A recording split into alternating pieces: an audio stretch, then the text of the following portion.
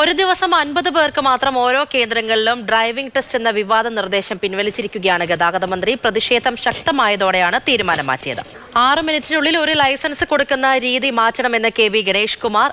Driving school ഉടമകളുമായി ചേർന്നാണ് കൊല്ലത്ത് കോൺഗ്രസ് പ്രതിഷേധിച്ചത്. യോഗത്തിലെ തീരുമാനം ചോർത്തിയ ഉദ്യോഗസ്ഥരെതിരെ കർശന നടപടിയെടുക്കുമെന്നും മന്ത്രി വ്യക്തമാക്കി.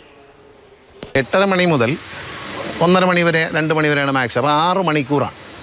ഈ 6 മണിക്കൂറിലാണ് ഒരാൾ 60 ലൈസൻസ് ഇഷ്യൂ ചെയ്യുന്നത്.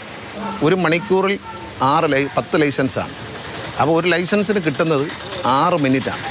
6 മിനിറ്റ് കൊണ്ട് ഗ്രൗണ്ടിൽ ടെസ്റ്റ് ചെയ്യണം.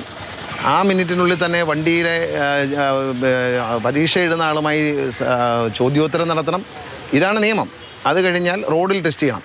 റോഡിൽ ടെസ്റ്റ് ചെയ്യാൻ കാറിലേക്ക് കയറിയിരുന്ന് ഉദ്യോഗാർത്ഥി ലെഫ്റ്റ് ഇടുമ്പോൾ പഠിക്കാൻ പരീക്ഷ എഴുതാമെന്ന ആൾ ബെൽറ്റ് ഇടുമ്പോൾ തന്നെ 3 മിനിറ്റ് കഴിഞ്ഞ്, ഗിയറിട്ട് എടുക്കുമ്പോൾ 4 മിനിറ്റ് കഴിഞ്ഞ്.